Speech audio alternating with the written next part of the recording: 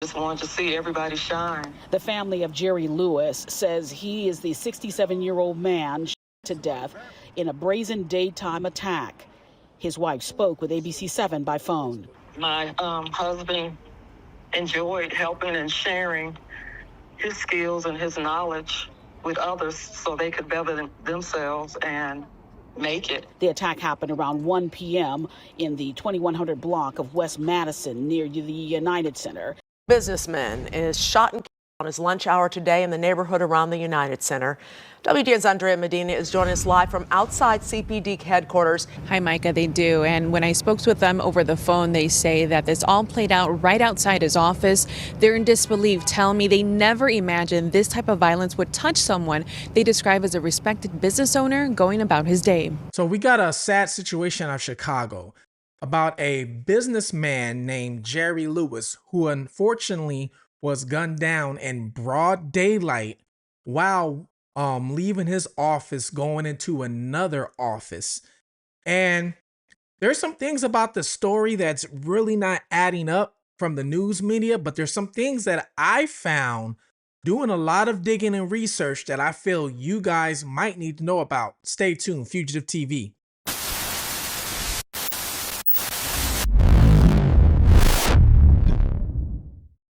Hello, everybody. Welcome to Fugitive TV. I am your host, Ray Marcel. And here what we do is we take a look at cases of missing people or unsolved crimes, or we take a look at cases that I feel anything might need a different look or spotlight, especially a different look, because I was once on the run from the law myself. I did it for 15 years. I lived in different countries under different names after I committed some white collar crime. Then I turned myself in. Now I own multiple companies. I am talking to you guys on this channel. I'm a motivational speaker. And what I do is I try and help family members locate missing individuals or locate people who need to be brought to justice. Who else is better to do it than somebody who was, on the run? So I know what it takes to do it and how people think when they do these things. Well, right now we're going to take a look at a case out of Chicago, Illinois. You might have heard about this and you probably haven't, but it has been on the national news. It's about a businessman, okay, who unfortunately lost his life not long ago. It was a few days ago. Chicago police are investigating after a 67-year-old man was shot and killed on the west side. The shooting happened on West Madison near Levitt, just blocks from the United Center. That's where Tara Molina is. Joe and Erica, police tell me 2 people of interest have been brought in for questioning with this deadly shooting. And we do know that 2 people were involved in this earlier today. CBS Skywatch capturing police checking out the left behind at this scene. 2 weapons on scene. Take a look at your screen. An eye in the sky captured police surrounding 2 left on the sidewalk here on Madison near Levitt on the city's near west side. And in the middle of the daylight, and it's this situation is crazy until you hear who all saw what happened. It wasn't like they were trying to be sneaky about this. These people did not even care. Well, this is individual's name. The man is Jerry Lewis. He was a successful businessman out of Chicago. He had a construction business and also a couple other businesses when I looked at him. Now, we're going to get into some details of why he might have been gunned down in the middle of the daylight. This is all speculation. I don't know, but these are some things that I have found that I do see the big media has not mentioned much, or they'll give you little clues, but they don't get much into it, or they don't talk about. Well, the first thing I'm going to do is I'm going to read you a couple articles, because every article says something a little different. Some will give you more information than the other. So let me read you a couple articles first, and then I'm going to tell you about what exactly I found. Okay, so this article is from AOL. It says new details revealed in the men charged with 67-year-olds unaliving near United Center. Now, for those of you that sometimes I see comments saying, why do people say unalived? I explain this all the time, but you always have somebody that doesn't know. Because YouTube, you have to go by guidelines. They don't like the MURDER word, okay? They don't like for you to say that, especially when you have a smaller channel like mine. they'll flag it, and your channel, or I should say even your station, sometimes will not grow as rapidly as it can because you keep using the word. So that's why you'll go on YouTube and you hear people say unalive, terminated, deleted, you know, those things. So it says 2 Chicago men are charged with the first degree unaliving in the shooting of a 67-year-old man. Police say the suspects were arrested minutes after the shooting on the same block. Minutes. Wait till you hear exactly how these people got arrested and like how it all went down.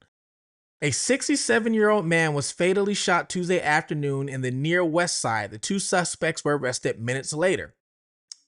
These right here are the 2 suspects. So you have, with the bald head, Nassie Mason, 28.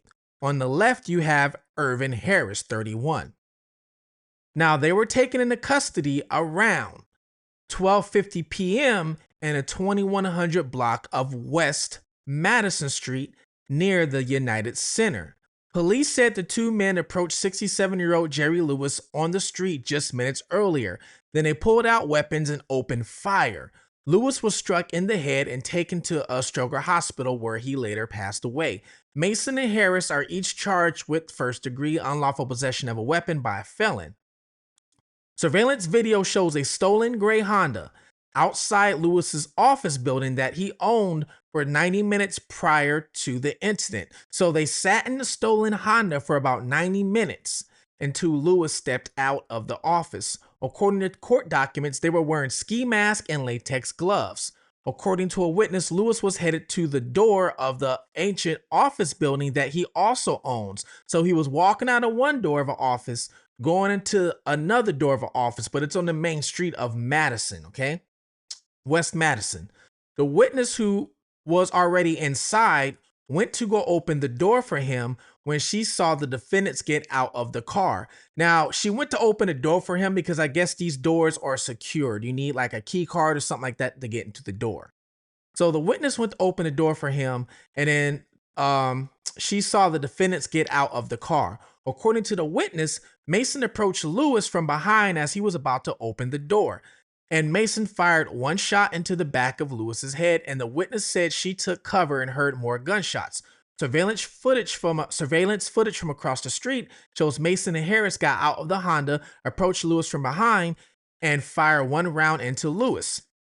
Now, Lewis fell to the ground, but after that, standing over Lewis, the footage shows Harris, the one with the dreads in the picture that you saw, firing 3 more rounds into Lewis before both Mason and Harris fled the scene.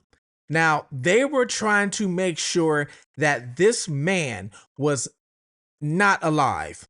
When you see this, they want to make sure, first of all, the first point was in the back of the head. That is a kill shot, right? So they want to make sure he fell to the ground, and then the second one finished him off. Wanted to make sure this man was no longer here. This is not a random robbery, okay? This is not a random robbery. This is a targeted hit. This is an assassination on a person, all right? So I'm going to let you guys know that right now. Standing over Lewis, the footage shows Harris firing 3 more rounds to Lewis before both Mason and Harris fled the scene. But as they tried to flee, they were met by 6 Chicago police officers. According to the police, Mason attempted to re-rack his weapon, but was unsuccessfully, and dropped the weapon and ran east before he was quickly detained by police. Harris took a few steps toward the Honda, but then dropped his weapon and raised his hands in the air, police said. Lewis was transported to a local hospital where he was pronounced dead from the GS wounds. The Honda was reported stolen in early March and had plates stolen from a different car, court documents said. Both Mason and Harris have a criminal history. Harris is on parole for vehicular hijacking at the time of his arrest, according to court documents. It remains unclear what led up to the shooting, whether the victim knew the suspects. Both Mason and Harris are due in court for a detention hearing on Friday. Now, as you see, it says right here, all right? It says both Mason and Harris have criminal history. Harris is on parole for vehicular hijacking. Now, it says both of them, but it doesn't tell you much of the history. I'm going to get into that, all right? But first, let me show you this other article. Now, this is from the Chicago Sun-Times. This actually gives you a lot more detail. Okay. So this tells you a little bit about Jerry Lewis, and it tells you a little bit about what happened. So I want you to pay attention to some of these details, okay? Jerry Lewis had been working to revitalize the near west side around the United Center.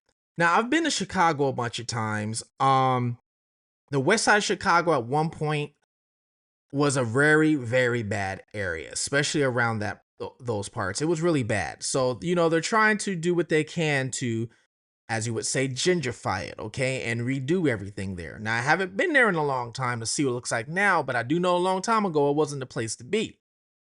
It says, but on Tuesday afternoon, as Lewis walked outside his office just blocks from the arena, he was gunned down in an apparent ambush attack, according to officials and his family. Lewis was closely involved in the 1901 project, a $7 billion development led by the United Center's owners, the Wirtz and the Reinsdorf families. Now, these two names, Wirtz and Reinsdorf, they are multi-billionaires. First of all, Reinsdorf, I believe, owns or partly owns the Chicago Bulls. So these are big names, okay? The project aims to turn 55 acres surrounding the stadium into a full-fledged entertainment district. Lewis was the executive director of the 1901 Community Implementation Committee, an associated nonprofit that seeks to bring community members into the fold and give them skills needed to eventually become subcontractors on the project. So Lewis was pretty much in the lead of contracting this $7 billion development, okay? He believed in developing others for the best, showing people a different way, said Zandra Lewis, which is his wife of 40 years. Lewis, 67, of Matteson, was gunned down around 12:50 p.m. Tuesday outside of the nonprofit's office at 2127 Madison Street. According to Chicago police, he was rushed to Stroger Hospital and pronounced where he passed away. After what happened, police officers detained two armed men as they walked away from the building's front entrance. According to a police report, both men have felony records and have spent time in prison. Lewis's son, Zach, said his dad was checking the mail when he was attacked. Now, there is mailboxes at the door, and I will show you exactly like that building that he was going in. So I'm going to show you. My father was a great man. His game plan was that he wanted change, Zach told the Sun-Times. And it talks about how he uplifted the community. Lewis raised on Chicago's west side and devoted his life to improvising those neighborhoods. When he did make it, he chose to give back to all the communities that he grew up in, the entire west side. Jerry never cared about someone's past and extended grace to those looking to improve their lives. He wasn't excited about the future of the west side as anyone, because like I told you, that part of Chicago was not the best at that time. Lewis was the president of JLL Construction Services. Okay, so this was his company, which has worked on major construction projects in the city. He had recently been scheduled to speak about the vision for the 1901 project during an event at the University Club of Chicago. All right. Then it tells you that the Wirtz and Reinsdorf families have touted the project as the largest private investment on the west side. Still, the arena owners are pursuing public funding for a new Pink Line station near the United Center. The proposal hasn't been advanced yet. Mayor Brandon Johnson also recently announced a nearly $55 million property tax break for the project, a benefit the arena's owner says is essential piece to get their project on the way. Okay, so it talks about how, he was the leading person to, construct this project. And it wasn't just the two billionaires who was a part of this project. It also included celebrity participants like Chicago Bulls legend Derrick Rose. So if you guys don't know about Derrick Rose played for the Chicago Bulls. He played for multiple teams, but his prime was during the Chicago Bulls era.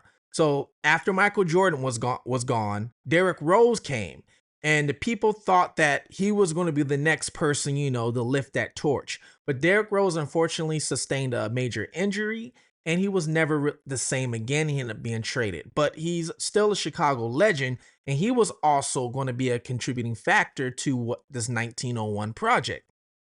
Okay.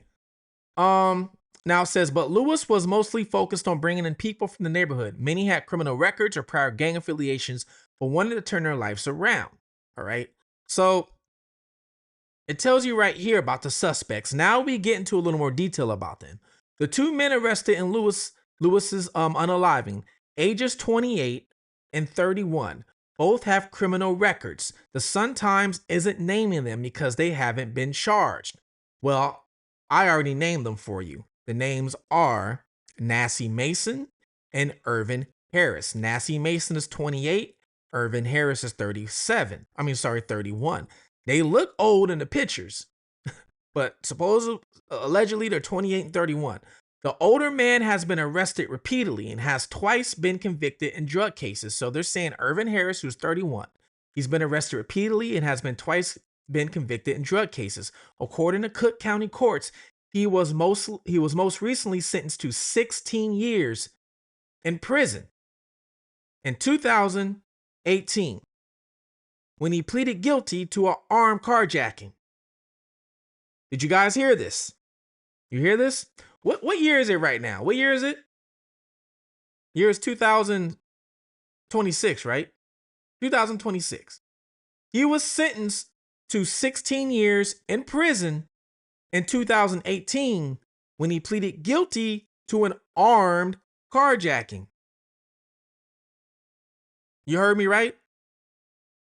So this man got sentenced to 16 years in 2018, which if you do the math, that's what, 2028? What is that supposed to be? Correct me if I'm wrong.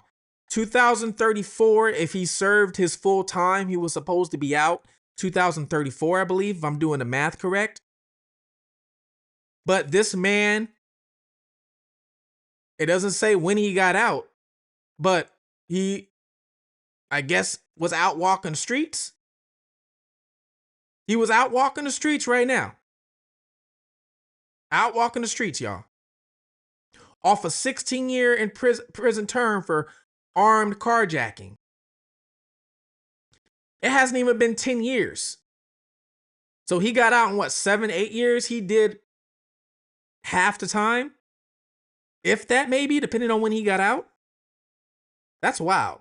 Then it says the 28-year-old who was Nassie was sent to prison for 54 months in 2017 after he was convicted of aggravated discharge of a firearm record show. So that would be what, 1, 2, 3, 4, almost 5 years. 1, 2, 3, 4, 5. Meaning he would have got out if he did the full term around 2022, maybe 21. But get this. He got 3 more years in prison in 2023 for a gun conviction, y'all. So he already got 54 months 2017. He was convicted of aggravated discharge of a firearm, meaning he had a firearm in possession. Then he gets in trouble again for a firearm and only gets 3 years in 2023. So what did he only do? Serve half his time too? Now it says in that case, he was driving in the 600 block of South Independence Boulevard on July 3rd, 2023, when police stopped him and found a Glock and a switch. Okay? The device that turns handguns into automatic weapons. This man only got 3 years. I'm going to tell you what my thoughts are on this in a minute. That's when police say a 67-year-old man was outside when he was approached by 2 gunmen who opened fire. The victim was shot in the head and was rushed to the Stroger Hospital, where he later died. He didn't have any issues with anybody, and also he was going from one office to the next office because both offices are on the same street. And after he got done with the training, he was going back to his original office. And that's when it had happened. Two guys come out of nowhere and shoot him. Lewis's family says he was a successful Chicago contractor and developer who was instrumental in Project 1901, the $7 billion development of property around the United Center. Well, now that we got those details, okay? I mean, tell me what you think. Do you think this was a targeted assassination? Do you think it was just a random robbery? Tell me what your honest opinion is. Now, me personally, no, this was not no random robbery because first of all, they weren't trying to rob him. They weren't reaching in his pockets. They weren't doing any of that. It was, I need you gone. I need you away from this life and off this earth type of that. That's exactly the situation that happened. Okay. The exact same thing happened with, I forgot his name. What was it? The CEO? Remember the CEO of the insurance company in New York? And the guy that's in going on trial right now. I remember he walked up right behind him and shot him right there. You know, remember that? I forgot his name though. You guys remind me what his name is. But exact same pretty much situation. These two guys waited outside the office in a stolen Honda. Okay. And then they stole the plates off another car. That's an old school trick, people. That is an old school thing.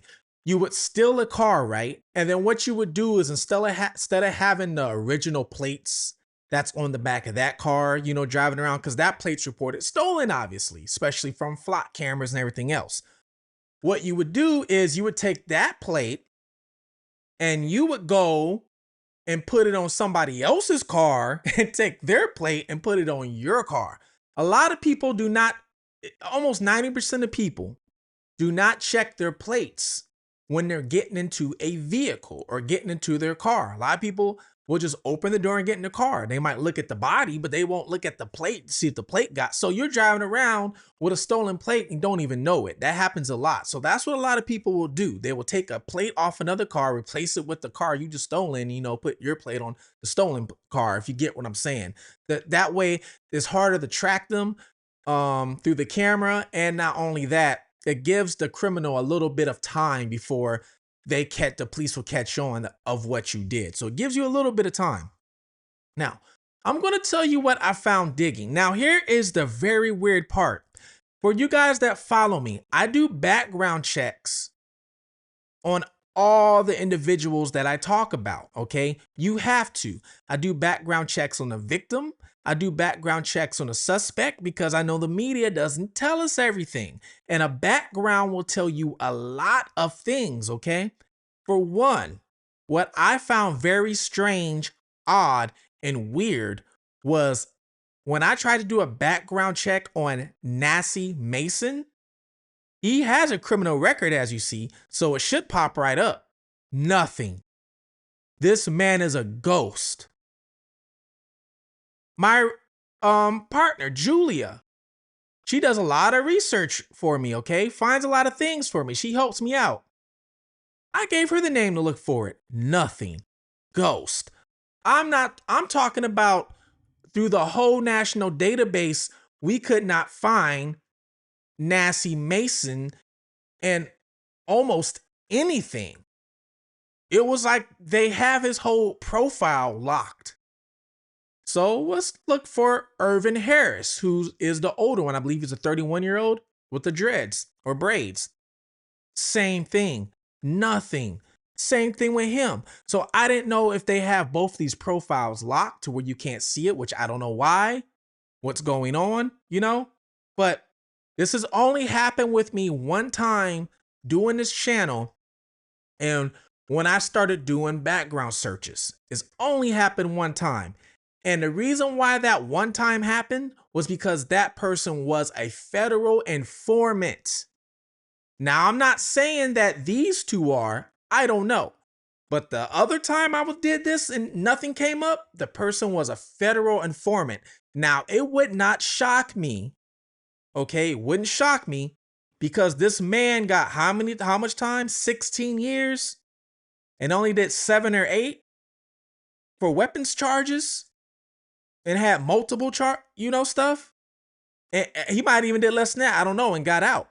And then gets caught again driving around with a switch, people, If you don't know what a switch is, let's say you have a pistol, a handgun, whatever, whatever you want to call it, and you have the clip. For you people that know what I'm talking about, you have the clip, right? Put the bullets in. Well, a switch will turn that pistol into a pretty much automatic. So instead of bop, bop, bop, it's bop, bop, bop, bop, bop, bop, bop, bop, bop, bop. There's a lot of places, most places, it's illegal to even have that. So he was walking around with that in his car and only got 3 years. Why do you need a switch? He only got 3 years and didn't even serve the 3 years because he got that in 2023. It just turned 2026. So I'm wondering how much let's put it this way. If a person gets caught with weapons, one of the first things the detectives will do, they're going to ask you, where did you get the weapon from? First thing they're going to do. Now, if you want to corroborate and tell them where you got the weapon from, it's up to you and your lawyer to try and work out a deal. Because telling them, hey, I got this weapon from this head guy, this might take the head guy down. Hey, you might get a little, leniency on this. And because of that, you might get some protection too. You might go into witness protection. You might go into all kinds of things. Now, I'm not saying they did this with these two individuals, but I'm just wondering why when I try and search them up, it's just ghost. I can't find really anything on them. It's hard. Two of the hardest individuals, I could not find anything. And Julia said the same thing. I can't find nothing on either of these two. Okay? Nothing. Now, I did do a search on Jerry Lewis. Even though he's a victim, you still do a search on Jerry Lewis because you never know what the background is going to pull up. Sometimes it might lead to clues. I saw Jerry Lewis went to Cal State. I think it was Cal State he graduated from. He got a degree in 2 different schools, so the guy is very smart. Okay, I saw that he owned multiple properties, sold multiple properties. The guy has multiple businesses, construction businesses. Like I said, JLL, I think it was services, construction services. He was a contractor. It shows you possible relatives. It shows you other names he could be associated with by address. I came across a name, people. I'm not going to give you the full name because this person might not be involved, but you guys can decide. I came across a name. The name had the same last name, Mason, Mason, which it could be a common name, right? It could be common. Here's the thing though. This Mason, for some reason, was associated with an old address of Jerry of a property that he sold. It's like, interesting. I click on this Mason because I want to see his background report. Guess what this Mason does? Guess what he does? Construction services, rehab, things like that. He owned multiple properties, sold multiple, looked like he flipped properties. Looked like he did a lot of rehab and flipping is what it looked like he did. Because there was a lot that he bought and flipped. So it's like, interesting. This guy has the same last name as Nassie. Now, I'm not saying they're related, but the same last name. Look like they're doing the same type of business, okay, where they're both doing contract work. Now, I told you that Jerry was one of the head people when it came to contracting of that 1901 $7 billion project. Do you know what that means for a company? If your company got the go-ahead, the green light to be in charge of a $7 billion project, that is major funds coming into your company. Not only that, it makes your company look great resume-wise. And from doing that, you can now expand out of just Chicago, out of the state. There's going to be people hiring you probably from Indiana, Indianapolis, because of what you did here on the $7 billion project. You can go nationwide with this, okay? Because it's just on your resume alone, not including the money. It doesn't say how Jerry got the contract for this. I don't know how, but I do know that a lot of contractors, when it comes to this type of thing, they have to put bids in, okay? The job will pop up. And it's not like a job where it's like, you know, on a website and you look up, oh, we're looking for usually it's a certain, let's say, sector that you have to be in to know, like, hey, they need a contractor for this work and we need people to put in bids, and they're going to pick and win the best bid or the best whatever it is, right? So a lot of these times these people would have put in bids. Now, I'm not saying Jerry did, but it could have been a way of how he won got the $7 billion development. He put in a bid. He won the bid. Now, what if this Mason put in a bid as well? Now the plot thickens, people. What if he put in a bid? Because remember, he's got a construction contract. Service, rehab service. He's a contractor. He does, I told you, a lot of work. What if he put in a bid too and just lost? Think about this, people. Think about this. Like I said, this job could be a life-changing event for you, your company, your family, and also your employees that work for you. What if there was already some sort of, like, you know, maybe Jerry didn't know this, but what if this Mason secretly didn't even like this man? Because I'm still wondering how there's a connection there with this Mason. Now, like I said, this Mason might not be related to Nasty Mason, but I found it odd that I found this Mason on his report associated with a property that was sold. You want to find out something that's even more weirder than that? You're not going to believe me. The property that was sold, okay? The property that was sold, right across the street from that property. Guess what their last name was? I'm talking about right diagonal, right across. You look out the front door, there's the house right there. Right there. There's you. Their last name was Harris. Who was the second individual who was arrested? Irvin Harris. Let me rewind this so you can get what I'm saying. I did a background on Jerry Lewis. During the background, I came across names. One of the names happened to be which I'm not going to give you the first name, a Mason. Okay? Mason also had a construction company, a rehab company. He might have more, I don't know. Mason and Jerry, for some reason, shared the same address of a property that was sold. I don't know why, but this property is on both of their background. That property that was sold, right across the street from that property, is an individual with the last name of Harris, who pulled out their weapons on Jerry in broad daylight. Nasty Mason and Irvin Harris. Is this a coincidence? Did I stumble across something? And if it's not a coincidence, who put this plan in order? Because I don't think these two individuals went out and did it themselves. I think they were hired. I was talking to Julie about this earlier, something she didn't know, okay? There is literally people in these neighborhoods that will take a life for a couple $1,000s. You don't believe me? Look up the Young Dolph case, the rapper out of Memphis, Tennessee that got unalived at the cookie store. The main person who pulled the trigger got paid $800. $800. Now, you might be thinking, I ain't doing that for no $800. I ain't doing it either. I ain't doing it at all. Unless somebody did something to me, you know, but I'm not doing it at all. But you have people in these neighborhoods, think about this, that will take a life and shoot for free.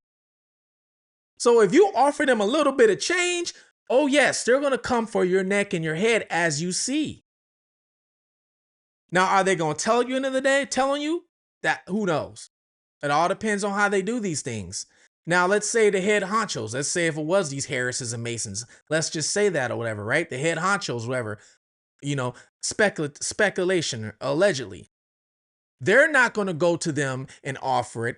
what they're going to do is go to somebody else and offer it, because a lot of these people who have these construction companies, especially in these neighborhoods like this, a lot of times they grew up in the neighborhood. You heard me read an article about Jerry Lewis. He grew up on the West Side, meaning that if he's from that area, he knows people who went to prison, who's out of prison. He knows gangsters. He knows them all. So the same thing with these folks, right?